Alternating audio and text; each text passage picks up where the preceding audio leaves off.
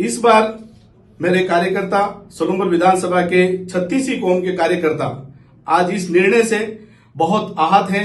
वो खून के आंसू रो रहे हैं और कई कार्यकर्ता प्रत्यक्ष रूप से मिलके और कई कार्यकर्ताओं ने टेलीफोन पे मेरे से बात करके उन्होंने अपनी स्थिति बताई और जो गांव में दुख प्रकट कर रहे हैं उनके वीडियो बताए मुझे, वो देख के और मैं कुछ निर्णय नहीं कर पा रहा हूं। राजस्थान में 7 सीटों पर होने वाले उपचुनावों को लेकर जिस तरह से बीजेपी ने 6 सीटों पर अपने नामों का ऐलान किया, जो प्रत्याशी हैं उनकी घोषणा की, उसके बाद अब कई सीटों पर बगावती तेवर भी तेज हो चुके हैं। जिस तरह से सलूमबर सीट में भी जो दिवंगत विधायक अमृतलाल मीणा थे, उनकी पत्नी को भाजपा ने मौका दिया। उसके बाद जो कई सालों से काम कर रहे थे कार्यकर्ता, वह नाराज़ हो गए और उन्होंने जो अपने बगावती तेवर है वह तेज कर दिए हैं।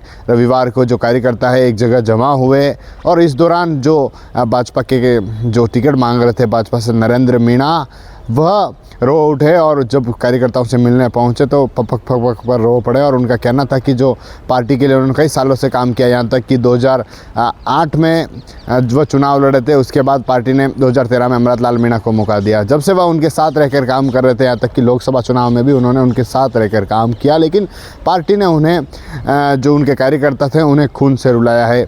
और उन पार्टी को जो आला नेता हैं उनको 48 घंटे का अल्टीमेटम भी दिया है। कहा कि अगर वह कैंडिडेट नहीं बदलते हैं, उनकी जगह कोई ऐसे कैंडिडेट जो दूसरी जगह धरातल पर रहकर काम कर रहे थे, उस क्षेत्र के रहने वाले हैं और वह टिकट की मांग करें, उन्हें दे दे, लेकिन पार्टी को टिकट चेंज करना होगा। इसको लेकर जो पार्टी के नेता हैं उनको भी अल्टीमेटम दिया गया। आपको बता दें कि सलूमबर वो सीट जहाँ पर जो अमृतलाल मीणा जो लगातार 3 बार से विधायक रहे हैं, और जब उनका हो गया अगस्त में, तो उसके बाद ये सीट खाली हो गई थी और भाजपा ने उस सीट पर जो 6 सीटों पर कैंडिडेट उतारे, उसमें सलूमबर सीट भी थी। और सहानुभूति का ट्रेंड खेलते हुए भाजपा ने जो अमृतलाल मीणा की पत्नी शांता देवी है उन्हें मैदान में उतारा, जिससे कि मेवाड़ में जो सहानुभूति का ट्रेंड देखने को मिले वह सहानुभूति का ट्रेंड चल सके। लेकिन विरोध बढ़ता जा रहा है, बगावती तेवर तेज हो चुके हैं और ऐसी कई सीटें हैं, सलूमबर ही नहीं, जहाँ दूसरी सीटें हैं वहाँ पर भी बगावती तेवर तेज हो चुके हैं। लगातार जो लोग हैं वह टिकट बदलने की मांग कर रहे हैं। उनका कहना है कि उन्हें नहीं दे तो दूसरे लोगों को दे दे, लेकिन ऐसे लोगों को टिकट दे जो पार्टी के लिए काम कर रहे हैं।